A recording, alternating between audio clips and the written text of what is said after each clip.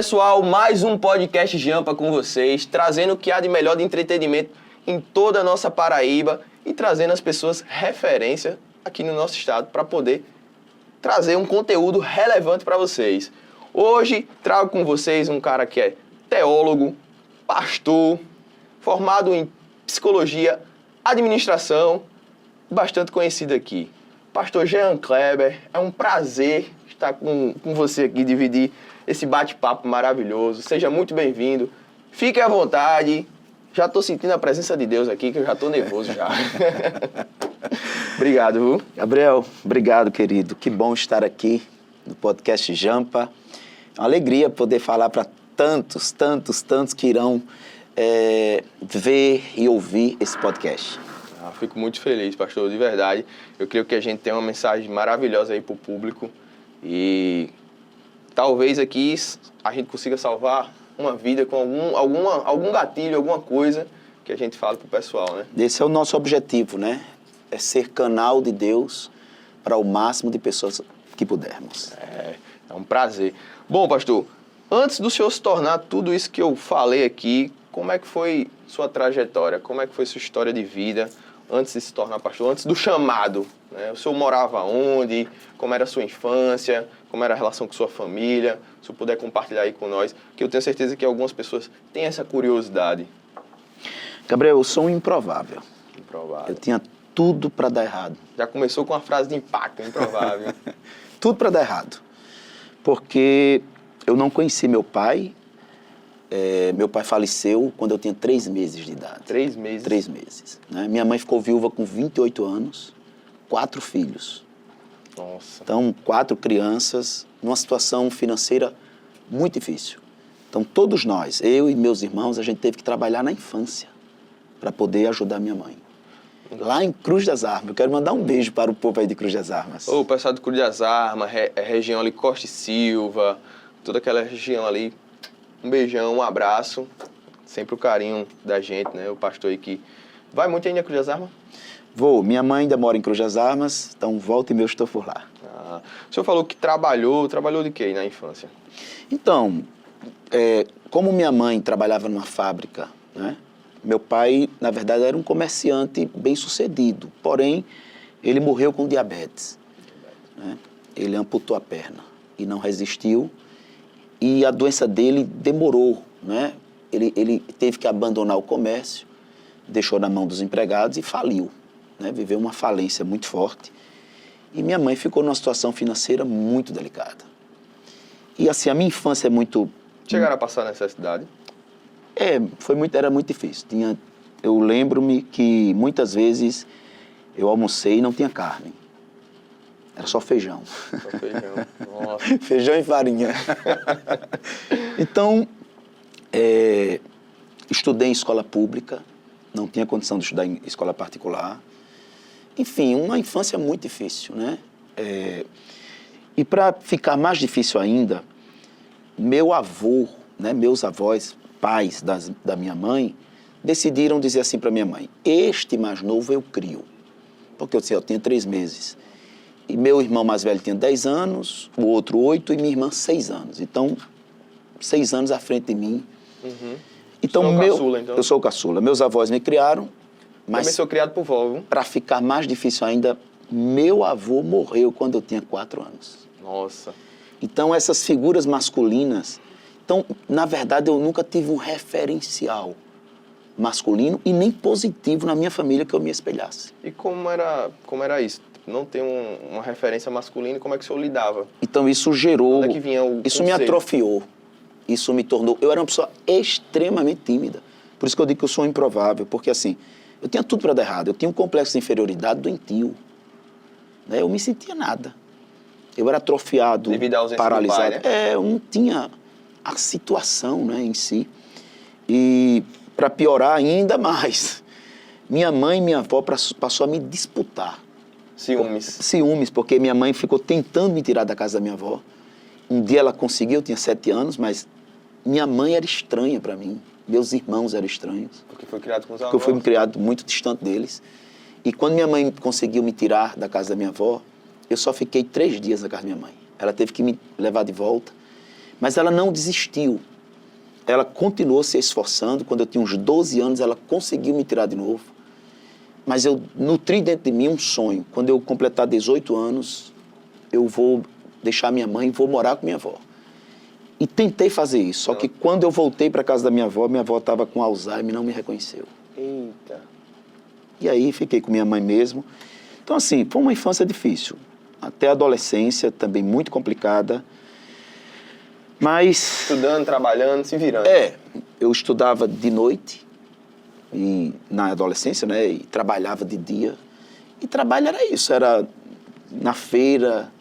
Mas a perspectiva do futuro, você sabia que tinha alguma coisa Não. ali? Deus não tinha perspectiva de nada. Nenhuma. Nossa, era realmente Nenhuma. improvável.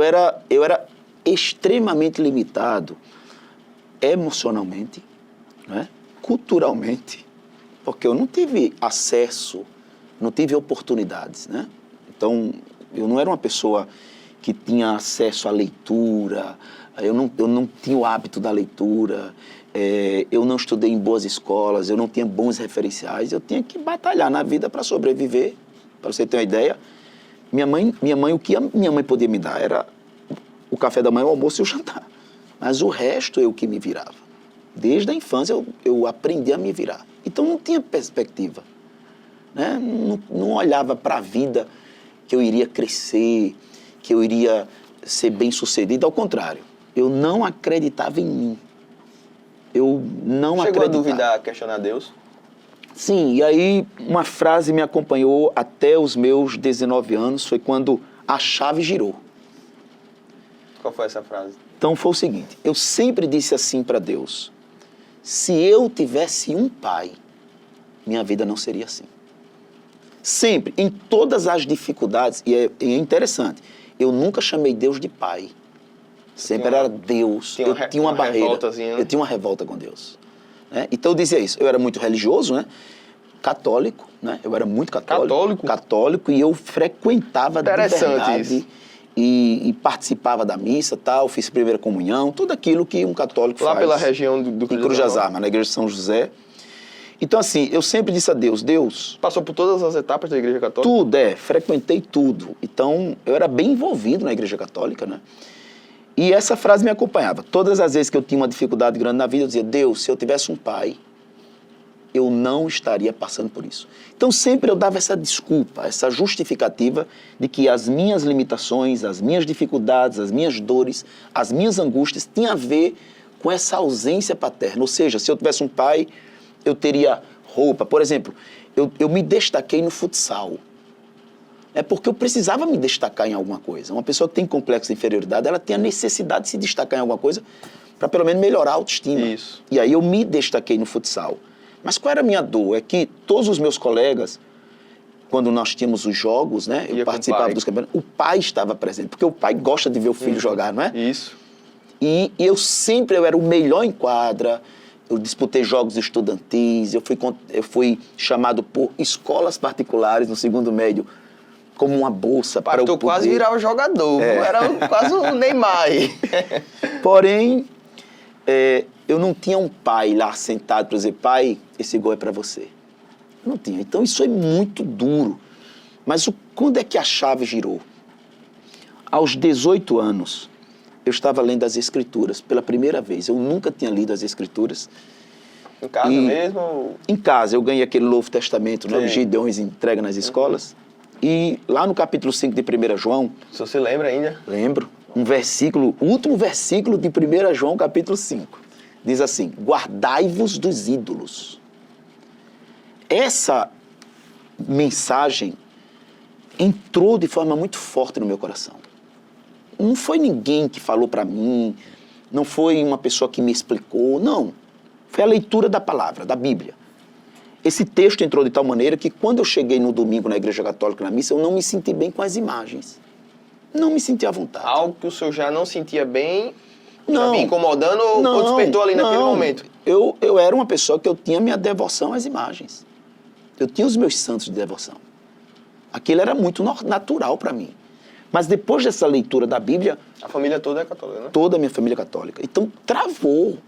Foi um bloqueio. Eu não me senti bem e aí procurei o padre para conversar com ele. E eu disse, padre, por que nós temos imagens de escultura? Se a Bíblia, fui questionar, né? Se a Bíblia diz, né? Hoje eu sei, lá em Êxodo 20, né? Que não façais imagens de escultura, não as adorarás, não as cultuarás. Ele disse, de fato a Bíblia proíbe. Porém, há uma ordem lá de cima e nós somos obrigados a obedecer. Então, diante daquilo... Essa ordem lá de cima não é referência a Deus não, né? Não, uma ordem da liderança, né? Entendi. Do superior. Entendi. Então, diante disso, eu não me senti mais à vontade. E fiquei, vamos chamar de desigrejado. Ficou largado. Largado. Perdido, se sentiu perdido, né? Perdido. E não tinha conhecido outra religião ainda. Não, nunca tinha ido a outra religião. Até que alguém pregou o evangelho para mim. Do e nada. me fez um convite. Do nada. Uma senhora que evangelizava me fez um convite. Eu fui na Igreja Batista, missionária lá em Cruz das Armas. Pronto, e ali a mensagem me preencheu, a mensagem me cativou, Ali começou a trajetória. mensagem me libertou, a mensagem me transformou. E foi muito rápido na minha vida com Deus foi algo assim extraordinário. Primeiro, a chave girou, porque eu continuei usando essa frase. Se eu tivesse um pai, minha vida não seria assim. Um dia eu estava dizendo isso em oração. Eu agora já era evangélico. Já estava dentro, né? Gabriel, a gente não sabe explicar, mas uma voz, algo muito forte, algo libertador, algo que abriu minhas algemas, algo que me tirou da gaiola, algo que fez minhas asas crescerem, algo que me ensinou a voar, algo que me despertou. É um negócio assim, Não sabe nem, não que consegue quando nem eu explicar, falo, né? porque eu sou a pessoa que eu sou hoje, a partir dali. De 19 anos para trás, eu era uma pessoa atrofiado, tímido. Eu não faria isto que eu estou fazendo aqui. Eu não falaria numa câmera para ninguém. Eu não dizia bom dia, boa tarde, boa noite para ninguém. Eu era calado, eu era mudo. Eu era tímido, eu tinha vergonha. Eu achava lindo. Sabe uma das coisas que eu achava mais lindo? Uma pessoa dizer bom dia para o outro. Comunicação. Eu era travado, eu não conseguia falar nada. Então, eu era muito solitário, né? Muito sozinho. Sempre eu fui muito sozinho. Muito isolado. Eu beirava a depressão, né? Eu era deprimido, né? Então, aquela voz disse assim para mim, quando eu disse, Deus, se eu tivesse um pai, minha vida não seria assim. Deus disse para mim desse jeito, de forma audível, forte, eu sou seu pai e eu nunca vou lhe abandonar. Aquela voz não só me consolou, ela me transformou. Eu me tornei outro. Eu fui fazer a faculdade que eu nunca nem fiz vestibular porque eu não acreditava em mim. A autoestima realmente Destruída, derrubada. Então, eu fui fazer vestibular, eu fui fazer os cursos que eu sonhei fazer. Ganhou autoconfiança. Eu me tornei, para você ter uma ideia, na igreja, eu me tornei o líder dos jovens. Eu me tornei o dirigente da vigília. Começou a ser voz de Deus. Eu me tornei a segunda pessoa do pastor. Eu passei a ter um poder de influência, de comunicação. E aí eu lembro, nessa trajetória, o meu pastor era um domingo, às 5 da tarde, o culto era às 19.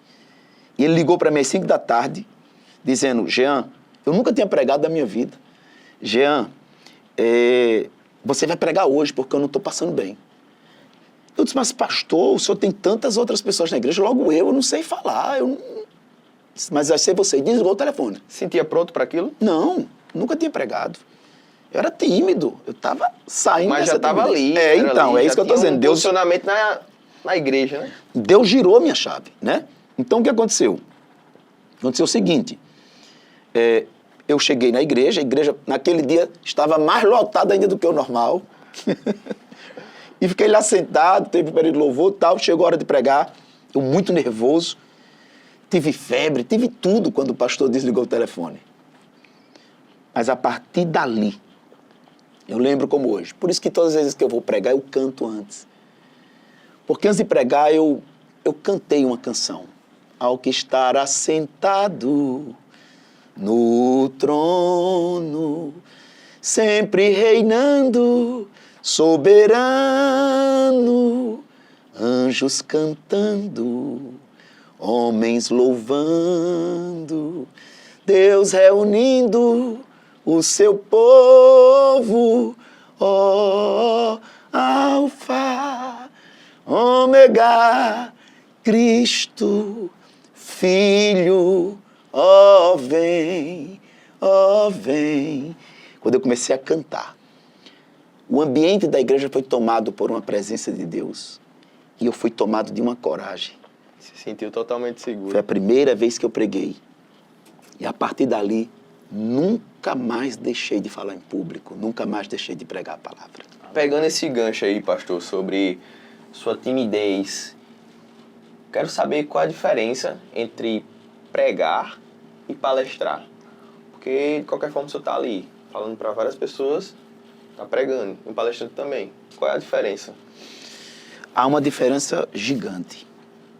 Porque, assim, a palestra são descobertas científicas, pesquisa, que leva a pessoa a abordar temas, né? Abordar temas e temas que já estão ali fixos apenas como resultado das pesquisas. A pregação não. A pregação, Gabriel, apenas na pregação existem 2 pregadores, né? Eu prego aos ouvidos e o Espírito Santo prega ao coração. Então é necessário que eu tenha essa sensibilidade de ler o texto sagrado, por isso que existe todo esse processo. A pregação não nasce na pregação. A pregação nasce na preparação. A pregação nasce antes do púlpito. Porque a pregação é entender que quando o homem prega, é Deus quem fala. Então é necessária essa sensibilidade à voz de Deus. Por exemplo, eu já tive uma experiência extraordinária. Tantas, mas uma delas, num domingo de manhã, eu cheguei na igreja com uma mensagem preparada, orei, e Deus fluiu dentro de mim que eu deveria pregar sobre o suicídio. Pregação também é isso. Deus sabe quem está lá. Mudou tudo? No Mudou caso? tudo. Eu deveria pregar sobre o suicídio. E aí, quando eu li um texto, 1 Reis, capítulo 19, que Elias foi para o deserto. Elias queria morrer, né? Quando eu terminei de pregar, um homem nunca tinha ido na igreja.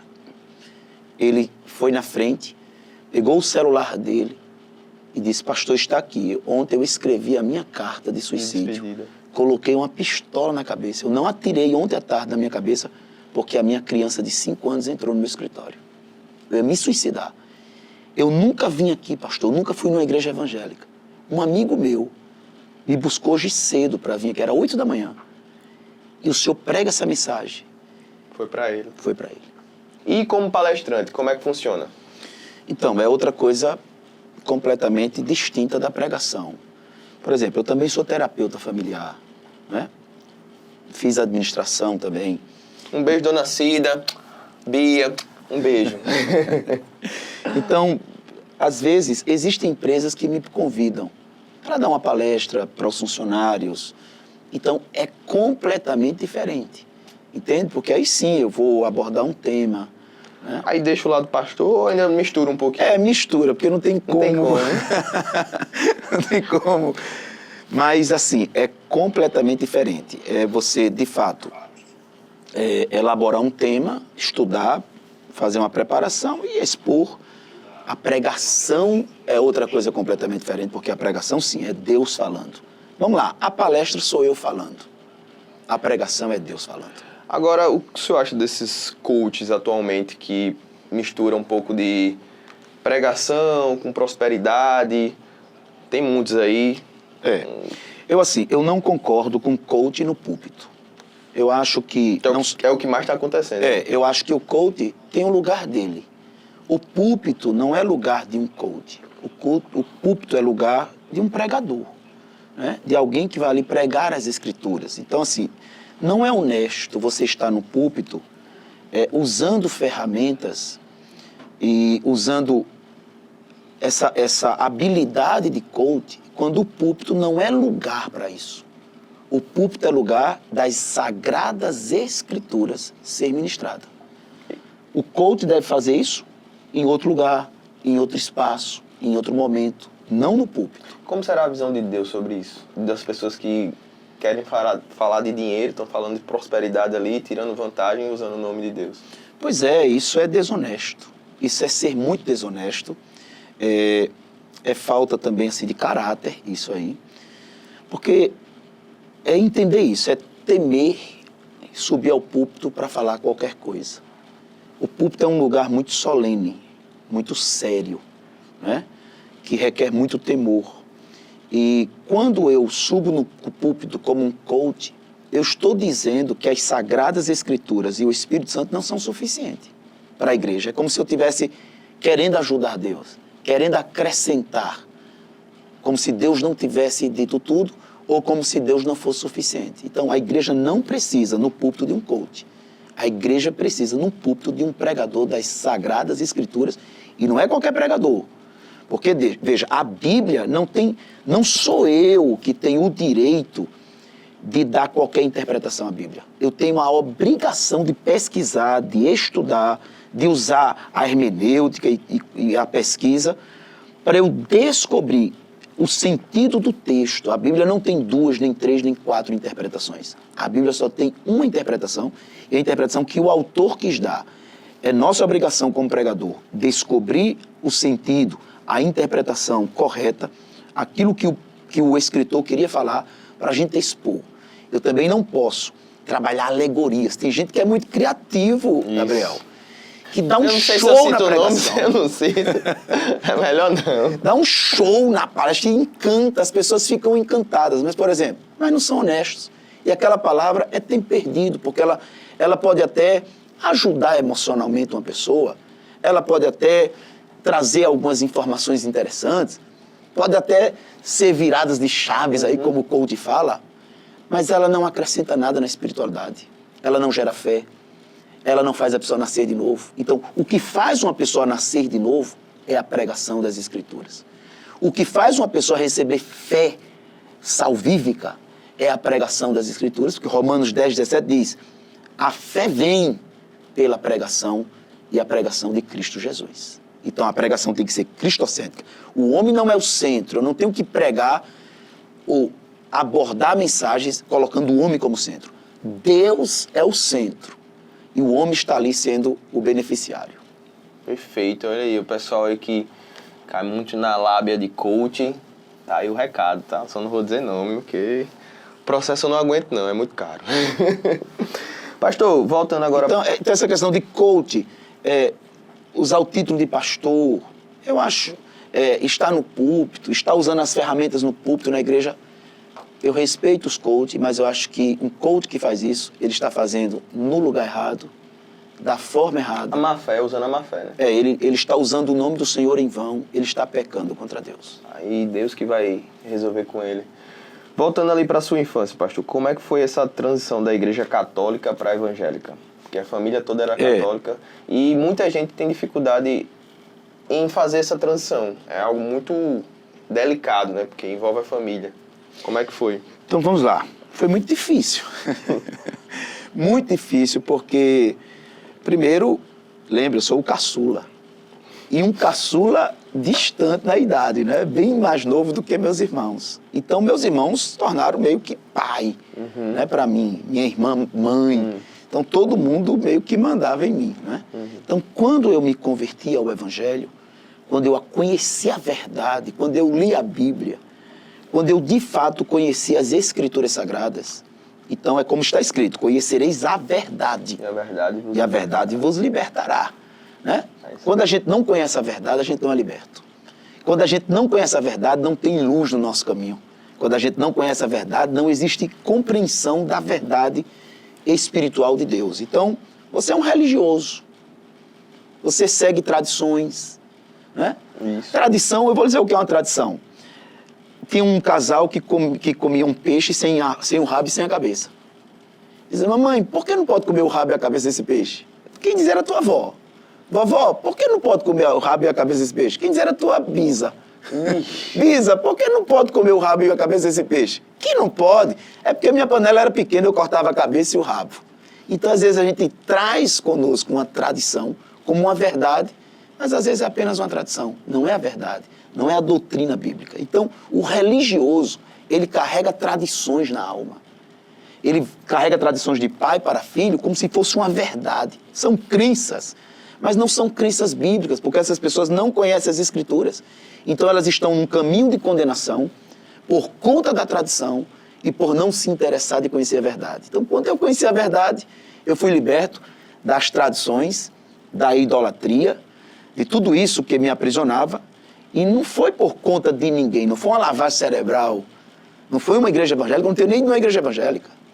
Foi a Bíblia Sagrada, a palavra de Deus que eu conheci. O próprio Deus. Então, minha família foi muito contra, deram uma pressão muito grande. Meu irmão mais velho disse, olha, meu irmão era ateu, meio ateu. Nossa, tinha até ateu também? Ainda é? Meio ateu, que eu digo assim, ele era meio que revoltado com a religião e tal. Ele disse, olha, os meus amigos que tornaram evangélicos são loucos, fica louco. E aí, quando eles disseram essa coisa, fica louco, e minha mãe também disse assim, você vai perder sua juventude, aproveite, você está na melhor idade da sua vida, você precisa curtir a vida, olha. Fizeram uma reunião ali, né? Uma reunião, curtir a vida. Fui muito humilhado também pelos outros. E aí, para esse meu irmão que disse que ficava louco, eu disse, meu irmão, pois eu já estou louco. Eu já estou louco e eu queria que todos aqui enlouquecessem, porque essa loucura é a melhor loucura que existe na vida, é conhecer Jesus. Nossa, que felicidade escutar isso. Pensa.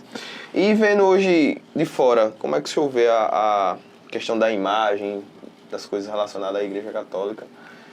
Questão dos santos, essas coisas. Como é que o senhor vê hoje a visão de pastor? Porque o senhor não era pastor na época. Sim. Então, como é que o senhor... Eu acho assim, é muito sério, porque a gente está tratando de eternidade. Né? De coisas espirituais, não são de coisas terrenas, humanas, físicas. Eu não estou tratando de um câncer, eu não estou tratando de uma AIDS, né? De uma depressão, de um acidente, de uma separação. A vida espiritual tem a ver com questões eternas. Né? A Bíblia diz que o homem está ordenado a morrer uma só vez e depois segue-se o juízo. Por exemplo, para eu chegar aqui nesse escritório, nesse podcast, nesse estúdio, você mandou uma localização para mim. Sim. É isso? Isso. E eu fui guiado pela localização. Mas vamos supor que você, por engano, ou propositalmente, tivesse me mandado uma localização errada. Eu não teria chegado aqui. Então, todas as vezes que, por engano, ou de forma proposital, eu ensino o caminho errado para o céu, a pessoa nunca vai chegar no céu. Por isso que Jesus disse, eu sou o caminho, a verdade e a vida. Ou seja, eu não sou um dos caminhos, eu sou o caminho. Eu não sou uma das verdades, não existem verdades, porque isso aí é relativismo. E as pessoas hoje são muito relativistas, né? Cada um tem a sua verdade. Mas a verdade que liberta e a verdade que leva o homem ao céu, só existe uma, e é Jesus. Eu sou a vida, não existe vida eterna em ninguém. Só existe em Jesus. Só Jesus pode dar vida eterna. Né? Só Ele é perfeito, só Ele é santo, só Ele é Deus. Foi Ele que se fez homem. Então, vamos lá. Ninguém pode substituir, ou não existe acréscimo. Vamos pensar. Jesus é mediador entre Deus e os homens. 1 Timóteo 2,5 diz isso. Ele é o único mediador, ou seja, o único meio de você chegar a Deus é por Jesus, não é pelas obras. Né? Desculpa, eu não critico. Por exemplo, eu não critico a pessoa de Maria. Eu acho que a Igreja Católica e a Igreja Evangélica faz uma interpretação errada sobre Maria. Por exemplo... Qual é essa interpretação? A Igreja Católica diviniza Maria. Maria não é Deus. E a Igreja Evangélica demoniza Maria. Maria não é um demônio. É verdade. Então, há uma interpretação errada. Maria é uma mulher privilegiada, uma jovem que lá em Nazaré foi escolhida por Deus. A profecia dizia que um dos sinais do Messias seria que uma virgem daria a luz. Isso era um sinal, uma virgem dando a luz. Por quê? Porque Jesus não nasceu de uma relação entre José e Maria. Jesus nasceu de uma ação do Espírito Santo no ventre de Maria. E por que tem que ser assim? Porque para Deus se fazer homem, Deus usou este mecanismo. De quê? De que Jesus herdaria o corpo físico de Maria, mas a natureza do Espírito Santo. Por isso que Jesus era ser humano, 100% homem e 100% Deus.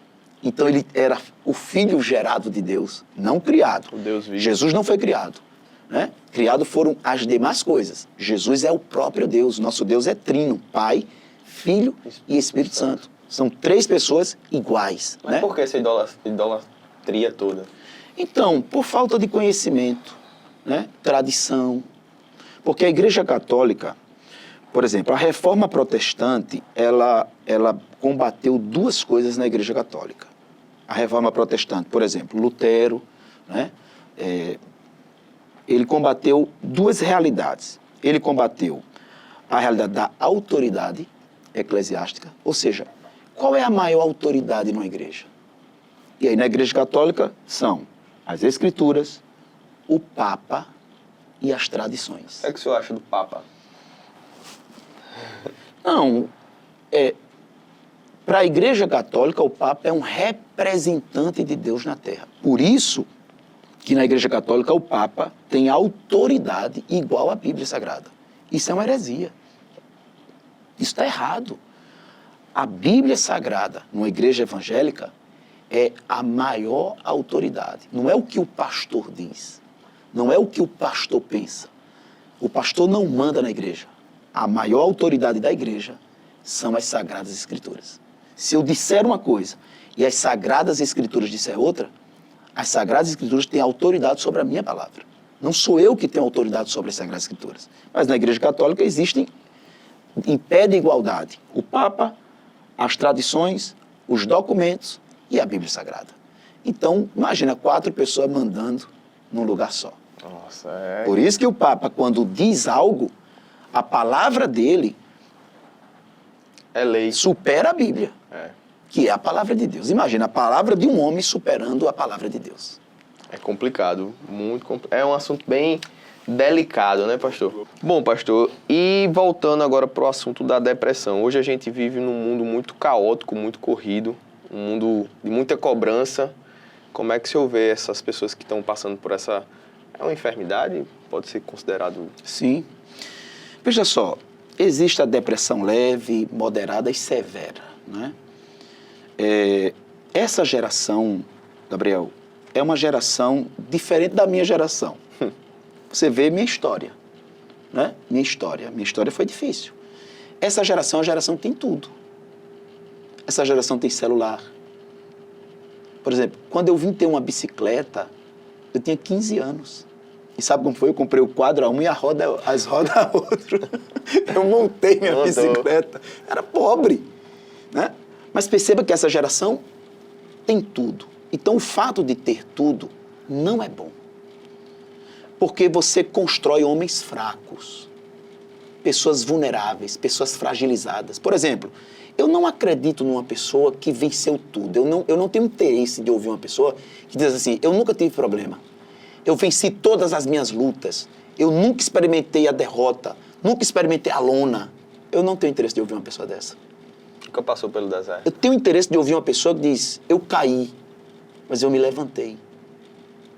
Eu errei e eu reconheci. Eu perdi, eu fali, mas eu superei. Entendeu? Eu tenho interesse de ouvir uma pessoa que sabe o que é perder. Porque quando você não sabe o que é perder, quando você não sabe o que é deserto, quando você não sabe o que é vale, quando você não sabe o que é dor, a primeira vez que você tiver uma dor, você não estará pronto para ela. Então essa geração é uma geração, pelo fato de ter tudo... Deserto não é lugar de morada, né? Não, deserto é lugar de treinamento, é lugar de fortalecer a fé, entende? Então, qualquer dificuldade nesta geração é suficiente para deprimir. Então, é uma geração com conflitos, com muitos conflitos, né? Com muitos conflitos. Lógico, eu estou falando basicamente da adolescência agora, não é? Basicamente da adolescência que se mutila, que tem pensamento suicida, né? Que está dentro de casa, se receber um não, quer morrer, né? Que insatisfeito, indefinido. É uma geração difícil. quem é pai e mãe tem muita dificuldade para lidar com essa geração. E o pessoal mais avançado, que se cobra muito no E aí trabalho. sim, o avançado é o seguinte, a depressão na vida adulta Isso. tem a ver com o seguinte, ou herança que eu digo assim, genética. Sim. Existem pessoas que têm uma genética muito forte para a depressão, principalmente a bipolar, né? Ou a gente vive num mundo de pressão, De cobrança de muito grande. cobrança, né? De concorrência, de obrigação de ser o melhor, Isso. né? De passar uma estabilidade para a família. Isso, hoje Com você medo de vive, fracassar hoje você também. vive debaixo das câmeras, É né? verdade. Tudo na sua vida é conhecido. Então, assim, por exemplo, o trabalho é muito mais desgastante, você trabalha muito mais, porque de alguma forma a vida exige mais, né? A própria ideia de vida te impõe uma cobrança e uma exigência de que você seja bem-sucedido. Essa cobrança com a imagem, Isso. né? A gente precisa ser bonito, precisa estar ser bem, o melhor. precisa estar mostrando precisa ser um sorriso no rosto, como se tudo estivesse normal. Isso termina você vivendo uma vida que não é verdadeira. Fake. E o que é que acontece? Eu passo a carregar fardos, a vida exige mais do meu emocional, então eu estou gastando as reservas emocionais. É como alguém que tem 1 milhão para a vida toda, e ele já vai ali e compra logo um carro de 500 mil. Já foi embora metade. Ou seja, metade da reserva já foi embora. Então, esta geração é uma geração que eles estão gastando as reservas muito mais rápido e não tem reserva suficiente para enfrentar a vida toda. E qual o recado que o senhor deixa para essa geração? Meu conselho para você é, primeiro, tenha identidade. Seja você. Você não precisa dar satisfação. Você não precisa se submeter à cobrança dos outros. Não seja a agenda dos outros. Tenha sua própria agenda, tenha sua própria vida. Não necessite, nem se sinta obrigado de provar nada a ninguém. Olha, quem sabe o teu remédio é dizer um não que você nunca disse. De repente, esses comprimidos todos que você toma será substituído por um não que você nunca disse, por um posicionamento que você nunca teve, É verdade. por ser você. Quem sabe você é uma pessoa esmagada, abafada, inutilizada, desprezada, não valorizada. Quem sabe você vive com alguém que te subjuga, que te pisa, que te humilha, que nunca te elogia e que você simplesmente tem bebido isso. Isso tem lhe matado. Ou que tenha traumas. Traumas. Então, escute algumas coisas. Primeiro, não seja uma pessoa escrava das recordações e das memórias dolorosas do passado. Certo? José disse, Deus me fez esquecer. E esquecer aqui não é amnésia. Esquecer aqui é, eu lembro, mas não dói mais. Então lute para que esta ferida não seja mais ferida, mas seja uma cicatriz. Segundo, seja você. Se liberte desse medo, desse jugo, desta escravidão, desta pressão. Viva livre, seja você. Você não é obrigado a viver subjugado, nem a depender, nem a agradar. Não, diga não quando for necessário, não posso, não tenho. Isso é muito lindo quando eu digo eu não tenho, É libertador. eu não posso, não faço, não digo, não vou. Você está precisando disso. E confia em Deus, entrega teu caminho ao Senhor, confia nele e o mais ele fará. Amém. Eu também vejo assim, pastor, a depressão é causada por diversos fatores, né? E eu digo que a gente tem que estar sempre cuidando da saúde espiritual. São os 3 pilares que eu falo. Saúde espiritual, tá sempre se alimentando da palavra, sempre procurando ali, tá na igreja, ler na Bíblia. A saúde mental, cuidar do terapeuta, um psicólogo. Eu creio que isso é essencial. Todo mundo tem que ter esse tipo de acompanhamento. E a física. Fazer alguma atividade física, uma academia, um beach tênis, correr, bicicleta. Tem que estar alinhado esses 3 pilares. Isso é integral, né? O homem precisa estar bem. E uma coisa faz bem a outra. Imagina, vamos supor que eu seja um homem cheio do Espírito Santo, mas emocionalmente eu seja deprimido, destruído. Vai puxar uma O coisa que é que vai pra outra. acontecer? Vamos lá que eu sou um homem cheio do Espírito Santo, mas eu sou uma pessoa doente fisicamente, obesa, né? Pesada, enfim. Veja que uma coisa vai atrapalhar a Isso. outra. Eu já fui obeso.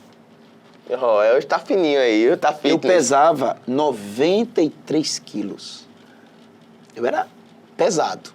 E eu estava beirando a diabetes. Meu pai morreu com diabetes aos 43 anos. Quando eu completei 45 anos, Deus falou comigo, eu estava lendo as Escrituras, que Moisés viveu 120 anos, nem abateu o vigor, nem sofria da vista. E a partir daquela leitura, eu mudei todos os meus hábitos. Alimentar, passei a caminhar, passei a ir para a academia. Hoje, eu prego sem me cansar, sem ficar ofegante, que eu ficava ofegante no púlpito. Quantas vezes eu parava de pregar buscando ar. Ah, Hoje não, tranquilo, graças a Deus, durmo melhor, vivo melhor, porque mudei meus hábitos. pastor, eu ia finalizar falando um pouco do fim dos tempos, como as coisas estão acontecendo ultimamente, mas eu prefiro que esse podcast tenha uma mensagem sempre positiva. Então eu quero que o senhor mande um recado para o pessoal aí que está procurando a salvação, procurando um pouco da palavra de Deus. Quero que o senhor fale da igreja, onde é que fica localizado. Chama o público do podcast Jampa para lá. Chama o público, todos que estão acompanhando aí, porque se for deixar, a gente fala aqui o dia todinho. Olha, nem só de pão viverá o homem, mas de toda palavra que sai da boca de Deus. Não adianta ganhar o mundo inteiro e perder a alma. Seja uma pessoa consciente de que a vida não termina na morte. Isso. Segue-se o juízo. Você precisa cuidar da sua vida nesta terra, mas pensar na sua eternidade.